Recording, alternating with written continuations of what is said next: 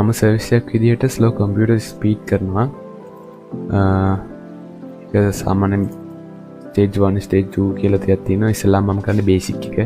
Basic එක මම කියලා දෙන්නම්. ගොඩක් අයගේ ඉල්ලීම ගොඩක් දෙනා කිව්වා වීඩියෝ එකක් කරලා දාන්න කියලා බේසික් එක. මම අද බේසික් එක කරන්නම්. මේ ඉතිරි දෙක මේ ඕගලන්ට පුළුවන් පොඩි ගාණක් දීලා කරගන්න. අපි බේසික් එක එහෙනම් පටන් ගමු. ඉස්සෙල්ලාම යන් ඇඩ්වාන්ස් සෙටින්ග්ස් වලට ඔයාලට පුළුවන් මේකේ සර්ච් බාර් එකේ සර්ච් කරලා ඇඩ්වාන්ස් සිස්ටම් සෙටින්ග්ස් වලට එන්න. මෙතන තියෙන performance කියන එකේ මෙන්න මේ custom කියන එකට ටික් එක දාගෙන මේ දෙක විතරක් ටික් කරගන්න. අනිත් ඒවා ඔක්කොම ටික් කරලා මම මේ දාලා තියෙන එක ඔයාලට පේනවා. ඒ දෙක ටික් කරගන්න. ඊට පස්සේ programs කියන එකත් මේක ටික් කරලා දිනනවා. මම හිතන්නේ එහෙම තමයි තියෙන්නේ.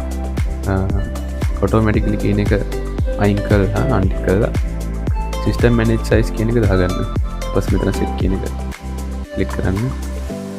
ඕකේ කරන්න. ඊට දැන් device manager වල තියෙනවා මෙන්න මේ event timer කියන එක. ඒක disable කරගන්න. disable කරාට පස්සේ මේ වගේ icon එකක් එනවා. ඒක disable වුණාට පස්සේ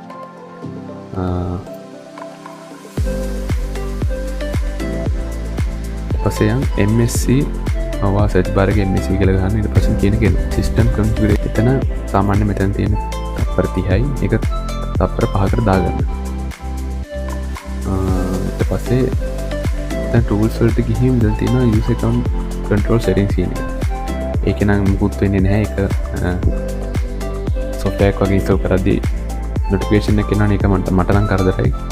මම මේක මේ විදිහට never notify කියන එක දානවා. ඔයාලත් කැමති නම් එහෙම කරගන්න. ඊපස්සේ ඕකේ කරා. මේක ඕකේ කරන්න. රිස්ටාර්ට් කරන්න. ඔයාලා රිස්ටාර්ට් කරන්න මම රිස්ටාර්ට් කරන්නේ. ඊට පස්සේ this PC යන් this PC වල ගියන් පස්සේ ඔයාගේ OS එක තියෙන drive එකේ right click ඔබලා properties වලට යන්න. එතන තියෙන tools nice. මෙතන තියෙන optimal. මේ drive එක analyze කරන්න. analyze කරාට පස්සේ මෙතන fragment වෙලා තියෙනවා නම් මගේ 100 දෙයක් fragment වෙලා තියෙනවා. මේ විදිහට optimize කරන්න. ඊට defrag වෙනවා. මේක 100 fragment වෙලා ඒ තියෙන හැම drive එකක්ම analyze කරලා fragment වෙලා තියෙනවා නම් optimize කරන්න.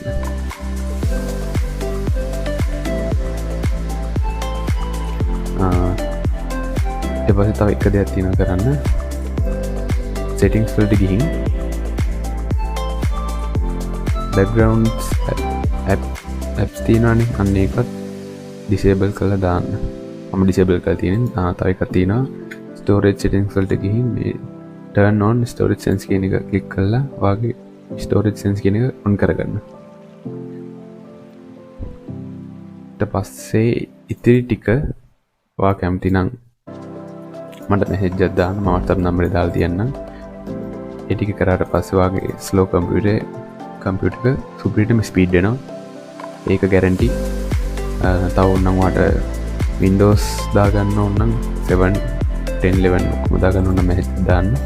Android OS එකක් දාගන්න ඕන නම් ඒකටත් මුල message එක දාලා තියන්න. මම ගේමින් කරලා දෙනවා.